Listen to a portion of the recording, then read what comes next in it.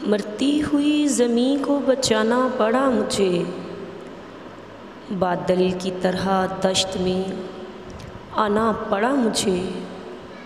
वो कर नहीं रहा था मेरी बात का यकीन, फिर यूँ हुआ कि मर के दिखाना पड़ा मुझे। भूले से मेरी सिमत कोई देखता ना था, चेहरे पे एक ज़ख्म लगाना पड़ा मुझे। उस अजनबी से हाथ मिलाने के वास्ते महफ़िल में सबसे हाथ मिलाना पड़ा मुझे। यादें थी दफन ऐसे के बादस फ़रोख्त भी, उस घर की देखभाल को जाना पड़ा मुझे। उस बेवफ़ा की याद दिलाता था बार बार, कल आईने पे हाथ उठाना पड़ा मुझे। ऐसे बिछड़ के उसने तो मर जाना था हसन, उसकी नज़र में ख़ुद को गिराना पड़ा मुझे।